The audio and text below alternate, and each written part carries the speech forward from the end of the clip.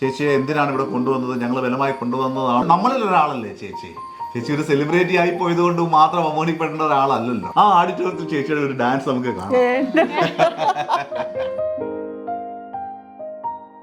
എൻ്റെ പേര് രാജേഷ് തിരുവല്ല. ഞാൻ മഹാത്മാ ജനസേവന കേന്ദ്രത്തിൻ്റെ ചെയർമാനാണ്. ഏകദേശം ഒരു 28 വർഷത്തോളമായി ഈ അതിഥി പരിപാലന മേഖലയിൽ സേവനം ചെയ്തു വരുന്നൊരു ആളാണ് ഞാൻ. കഴിഞ്ഞ ദിവസം ഞങ്ങളുടെ രക്ഷാധികാരി കൂടിയായ സീമാജി നായർ എന്നെ വിളിച്ചിട്ട് അടിയന്തരമായൊരു സഹായം ആവശ്യമുണ്ടെന്ന് പറഞ്ഞു. അപ്പോൾ എന്നോട് പറഞ്ഞത് ബീന കുമ്പളങ്ങി.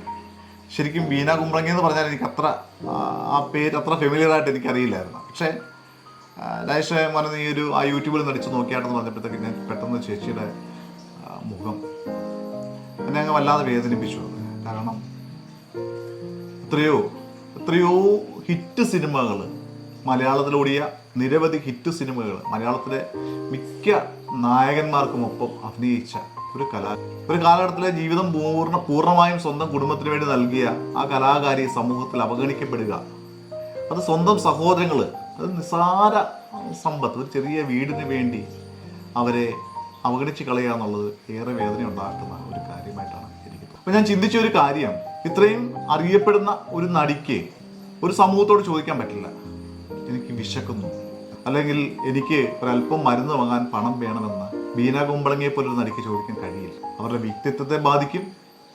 പക്ഷേ ഒരു സമൂഹം അത് ഉൾക്കൊള്ളാനും തയ്യാറാവില്ല. കാരണം ഇത്രയും നന്നായി ജീവിച്ച ഒരാൾ, ഇത്രയും നല്ല സാഹചര്യങ്ങളുണ്ടായിരുന്നു, ഇത്രയധികം കലാരൂപങ്ങളിൽ, ഇത്രയും അധികം കലാസൃഷ്ടികളിൽ നിറഞ്ഞു നിന്ന ഒരാൾക്ക് ഈ ഒരു അവസ്ഥ എന്ന് പറയുന്നത്, ഞാനതാ അന്നേരം ആലോചിച്ചത്. പ്രധാനമായും ഒരു തെരുവിൽ കിടക്കുന്ന ഒരാളാണെങ്കിൽ വഴിയിൽ നിൽക്കുന്ന ആര് വേണമെങ്കിലും ഭക്ഷണം വാങ്ങിക്കൊടുക്കും. പക്ഷേ ഭയന്ന്, സ്വന്തം വീട്ടിൽ നിന്ന് ഭയന്ന് മറ്റു വീടുകളിൽ അഭയം തേടേണ്ടി വരുന്ന ഒരു കലാകാരിയുടെ ജീവിതാവസ്ഥ ഏറെ വേദന ഉളവാക്കുന്നതാണ്. അതുകൊണ്ട് തന്നെ ഞാൻ അത് വിവരം അറിഞ്ഞപ്പോൾ തന്നെ സീമചേച്ചിയോട് ചേച്ചി ഒരു കാരണവശാലും വിഷമിക്കണ്ട, ഒരുപാട് ഫെസിലിറ്റി ഒന്നും ഇവിടെ ഇല്ല, പക്ഷേ എന്നാലും ആ ചേച്ചിക്ക് അത്യാവശ്യം താമസിക്കാനുള്ള സൗകര്യങ്ങളൊക്കെ ഞങ്ങളിവിടെ കൊടുത്തോളാം, അതിന് വരുന്ന എന്ത് ചെലവുകളും ഞങ്ങൾ വഹിച്ചോളാം, അത് പ്രയാസമില്ല. മഹാത്മാ ജനസേവന കേന്ദ്രത്തിലെ ഗ്രാമത്തിലേക്ക് ആ ചേച്ചി നമുക്ക് കൊണ്ടുവരാമെന്ന് പറഞ്ഞു. ചേച്ചിക്ക് വലിയ സന്തോഷമായി. കാരണം ഇങ്ങനെ ഒരാൾ തീർച്ചയായിട്ടും അത് ഒരു സാധാരണ സ്ഥാപനത്തിലേക്കൊക്കെ എടുക്കാന്ന് ചേച്ചി റിസ്ക് കൂടുതലാണ്. കാര്യം ഒന്നാമത്തെ കാര്യം അറിയപ്പെടുന്ന ഒരാളാണ്. അപ്പം അതുകൊണ്ട് തന്നെ അവരുടെ എന്തെങ്കിലും ഒരു അസ്വാരസ്യമോ അല്ലെങ്കിൽ എന്തെങ്കിലും ഒരു കുറവൊക്കെ വന്നാലേ അത് കൂടുതൽ മറ്റ് സ്ഥാപനങ്ങളെ ബാധിക്കാൻ സാധ്യതയുള്ളതുകൊണ്ട് എല്ലാവരും ഒന്നും അത് തയ്യാറാവില്ല. അതുകൊണ്ടാണ് ചേച്ചി എന്നോട് പറഞ്ഞത്, രാജേഷേ എനിക്ക് വിശ്വസിച്ച കാര്യങ്ങൾ ചെയ്യട്ടെ ഞാൻ എന്ന് പറഞ്ഞു. ഞങ്ങൾ ചെയ്തോളാം പറഞ്ഞു. അപ്പം ചേച്ചി എന്നെ വിളിച്ചു, ബീന ചേച്ചി എന്നെ വിളിച്ചു. ഞാൻ ബീന ചേച്ചി പറഞ്ഞു വിഷമിക്കേണ്ട, ഒരു പ്രയാസവും വേണ്ട, ചേച്ചിക്ക് ആവശ്യമായ എല്ലാ ക്രമീകരണങ്ങളും ഞങ്ങൾ ചെയ്തു തരാം. പിന്നെ നിയമപരമായ ചില കാര്യങ്ങൾ ചെയ്യേണ്ടതായിട്ടുള്ളതെന്ന് വെച്ചാൽ, ചേച്ചിയെ പോലെ അറിയപ്പെടുന്ന ഒരാളെ വിളിച്ചുകൊണ്ട് വരുമ്പോൾ ആ സമൂഹം അറിയണം, ഒരുപക്ഷെ സമൂഹം അറിയണം ചേച്ചി ഇതിനടുത്ത് ഉണ്ടെന്ന്. കാരണം നാളെ ചേച്ചിയെ എന്തിനാണ് ഇവിടെ കൊണ്ടുവന്നത്, ഞങ്ങൾ ബലമായി കൊണ്ടുവന്നതാണോ, അല്ലെങ്കിൽ നാളെ ഇവരൊരു ഹേവിയസ് കോർപ്പസോ ഒരു മാൻ മിസ്സിങ്ങോ ഒക്കെ കൊടുത്താൽ അതിൻ്റെ പുറകെ പോകാനുള്ള ബുദ്ധിമുട്ട് വളരെ വലുതാണ്. കാരണം ഞങ്ങൾക്ക് ഒരുപാട് അനുഭവങ്ങളുണ്ട്. ഇവിടെ കൊണ്ടുവന്ന ഒരു അമ്മയെ ആക്കിയിട്ട് മകൻ തന്നെ കൊണ്ടുപോയി ഹേവിയസ് കോർപ്പസ് കൊടുത്തൊരു കേസിൻ്റെ അറിവ് എനിക്കുണ്ട്. അപ്പോൾ അങ്ങനെ ഒരുപാട് കേസുകൾ ഇവിടെ കിടക്കുന്ന അത്രയധികം ആളുകളുണ്ട്. അവരൊക്കെ ജീവിതത്തിൽ ഇങ്ങനെ ചില പ്രശ്നങ്ങൾ നേരിടുന്നുണ്ട്. ആ മകൻ തന്നെ കൊണ്ടുവന്ന് അഡ്മിറ്റ് ചെയ്തിട്ട് ആ മകൻ അവൻ്റെ ബന്ധുക്കളെയൊക്കെ കുലുക്കാൻ വേണ്ടി ഹേവിയസ് കോർപ്പസ് കൊടുത്ത് ഞങ്ങളെ കൂടെ പ്രതിയാക്കിയാണ് ഹേവിയസ് കോർപ്പസ് കൊടുത്തത്. അതിൽ അന്ന് കോടതി നിയമിച്ച ഉദ്യോഗസ്ഥൻ വന്ന അന്വേഷണത്തിൽ ആ അമ്മ തന്നെ കൊണ്ടുവന്നത് മകനാണെന്ന് പറഞ്ഞതുകൊണ്ട് മാത്രമാണ് ഞങ്ങൾക്കെതിരെ നിയമ നടപടികൾ ഉണ്ടാകാതെ വന്നിട്ട്. അങ്ങനത്തെ ഒരുപാട് പ്രശ്നങ്ങൾ ഞങ്ങൾ പലപ്പോഴും ഫേസ് ചെയ്യുന്നുണ്ട്. ഓൾറെഡി ആയിട്ടുള്ള ആളുകൾ, പ്രായമുള്ള ആളുകൾ അവഗണിക്കപ്പെടുക, അതായത് അവർ ഉപയോഗമില്ലാതാവുക, അവരിൽ നിന്ന് വരുമാനമില്ലാതാകുന്ന സമയത്ത് അവരെ ഒരു മാലിന്യം എന്ന നിലയിൽ, മനുഷ്യ മാലിന്യം എന്ന് വേണമെങ്കിൽ നമുക്ക് പറയാൻ പറ്റും. ആ ഒരു അവസ്ഥയിലെ തെരുവിലേക്ക് വലിച്ചെറിയുന്ന ഒരു സാഹചര്യമാണ് നിലവിലുള്ളത്. അതെന്തിനു വേണ്ടിയാണ് ചെയ്യുന്നത്? ഈ പറയുന്നതൊക്കെ അനുഭവിക്കാൻ കഴിയുമെന്ന് ചോദിച്ചാൽ കഴിയണമെന്നില്ല. അതൊന്നും കഴിയില്ല എന്ന് അറിഞ്ഞിട്ട് പോലും മനുഷ്യൻ അതിനോട് ആർത്തി കൂടിക്കൊണ്ടേയിരിക്കുക. ഓരോ ദിവസവും നമ്മൾ കാണുന്നു, ഓരോ മനുഷ്യൻ ഇതൊരു പ്രായമുള്ള മനുഷ്യർ കൊല്ലപ്പെടുന്നു, അടിക്കുന്നു, ഉപദ്രവിക്കുന്നു ഒക്കെ കണ്ടിട്ടും അതിൻ്റെ പിറ്റേ ദിവസം അതിൻ്റെ 3 ഇരട്ടിയായിട്ടത് വരുന്ന ഒരവസ്ഥയെ കാണുന്നു. ഈ കഴിഞ്ഞ സമയങ്ങളിൽ തന്നെ എത്രയോ അമ്മമാരെ വീടുകളിൽ ആരുമില്ലാതെ, നോക്കാൻ ആരുമില്ലാതെ അവിടെ കിടന്ന് മരിച്ചിട്ട് 2-3 ദിവസം കഴിഞ്ഞിട്ട് പോലും അടുത്തുള്ളവർ അറിയുന്ന ഒരവസ്ഥ നമ്മൾ കണ്ടിട്ടുണ്ട്. എന്നാലും ബീന ചേച്ചിയെ സംബന്ധിച്ച് അവിടെ കിടക്കണ്ട എന്നാണ് അവർ ആഗ്രഹിച്ചത്. ഇപ്പം എന്തായാലും ചേച്ചി ഇന്ന് സുരക്ഷിതമാണ്. ചേച്ചിക്ക് ആവശ്യമായ ഒരു പോലീസ് സംവിധാനം ഞങ്ങൾ ഇപ്പോൾ പരാതി ഇവിടെ കൊടുത്തിട്ടുണ്ട്.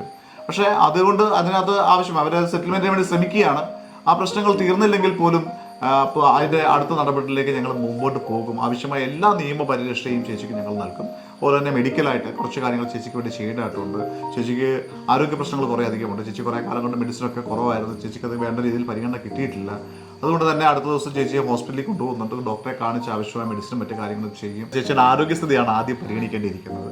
ചേച്ചിയുടെ ആരോഗ്യസ്ഥിതി ചേച്ചിയുടെ ഇപ്പോഴത്തെ ശാരീരിക പ്രശ്നങ്ങൾ എന്തൊക്കെയാണെന്ന് മനസ്സിലാക്കി അതിനാവശ്യമായ ചികിത്സയ്ക്ക് ശേഷം ഇവിടെ നല്ല 1ാം ക്ലാസ് നെടുമുടി വേണു സാറിൻ്റെ ചേച്ചിയുടെ ആദ്യ നായകൻ നെടുമുടി വേണു സാറിൻ്റെ പേരിലാണ് ഇവിടുത്തെ ഓഡിറ്റോറിയം. അത് വന്നപ്പോൾ നിങ്ങൾ കണ്ടിരുന്നോ? ഇവിടെ നെടുമുടി വേണു സാറ് ഈ സ്ഥാപനത്തിൻ്റെ പേരിന് രക്ഷാധികാരിയായിരുന്നു. വേണു സാർ ഞങ്ങൾ വളരെ സ്നേഹിക്കുന്നൊരു മനുഷ്യനാണ്. വേണു സാർ ഇവിടെ വരികയുണ്ടായിരുന്നു. ഞങ്ങളുടെ പ്രോഗ്രാമിലൊക്കെ സ്ഥിരമായി പങ്കെടുക്കുന്ന ആളായിരുന്നു. എല്ലായ്പ്പോഴും തിരുവനന്തപുരത്ത് ചെല്ലുമ്പോൾ ഞാൻ സാറിൻ്റെ വീട്ടിൽ പോയിട്ടേ എങ്ങോട്ടേലും പോകത്തുള്ളായിരുന്നു. അത്ര നല്ല ബന്ധമായിരുന്നു ചേച്ചിയുടെ ആദ്യ നായകൻ. അപ്പം സാറിൻ്റെ പേരിൽ ഒരു ഓഡിറ്റോറിയം ഇവിടെ ഉണ്ട്. ആ ഓഡിറ്റോറിയത്തിൽ ചേച്ചിയുടെ ഒരു ഡാൻസ് നമുക്ക് കാണാം. അപ്പൊ ചേച്ചിയെ തിരിച്ച് കലാരംഗത്തേക്ക് ഞങ്ങൾ ഉറപ്പായിട്ട് കൊണ്ടുവരും. കാരണം ഞങ്ങൾ അത് അങ്ങനെയാണ് ആ കലയിലേക്ക്. ചേച്ചി ആദ്യമായിട്ട് ചേച്ചി ഇന്നലെ എന്നോട് പറയുന്നത് ഞാൻ പറഞ്ഞായിരുന്നോളൂ. ചേച്ചി പഠിച്ചുകൊണ്ടിരിക്കുമ്പോഴേ എവിടെയോ ഡാൻസ് ചെയ്ത് കണ്ടിട്ടാണ് ചേച്ചിയെ സിനിമയിലേക്ക് കൊണ്ടുപോയത്. അവിടുന്ന് കലാരംഗത്തെ എങ്ങനെ തിരഞ്ഞെടുക്കണമെന്ന് അറിയാതെ പോയ ഒരു ചെറിയ അവസ്ഥയാണ്. അതുകൊണ്ടാണ് ചേച്ചിക്ക് ഒരുപാട് സമ്പാദ്യമൊന്നും അല്ലല്ലോ പ്രധാനം, ജീവിതം നന്നായിട്ട് കൊണ്ടുപോകാൻ പറ്റുക എന്നുള്ളതാണ്. അത് ചില നിർഭാഗ്യവശാൽ അങ്ങനെ സംഭവിച്ചു എന്ന് വെച്ചുകൊണ്ട് ഒരു മനുഷ്യനെ വീണ്ടും അതിലേക്ക് തള്ളിയിടുകയല്ലല്ലോ വേണ്ടത്. അവരെ കരകയറ്റാൻ നമുക്ക് സാധിക്കും. ഇവിടെ എത്രയോ മനുഷ്യർ ചിലപ്പം ഒന്ന് വിരൽ കാണിച്ചു കൊടുത്ത് കയറി വന്ന എത്രയോ മനുഷ്യർ ഞങ്ങൾക്ക് ഒപ്പം ഉണ്ടെന്ന് അറിയാം. ഞങ്ങളുടെ ഇവിടെ ഒരു അമേരിക്കൻ സയന്റിസ്റ്റ് ഉണ്ടായിരുന്നു. അദ്ദേഹം മദ്യപാനത്തിൽ പെട്ടുപോയിട്ട് ഭിക്ഷാടകനായിട്ട് മാവേലിക്കര പ്രദേശത്ത് കറങ്ങി നടന്ന ഒരാളാണ്.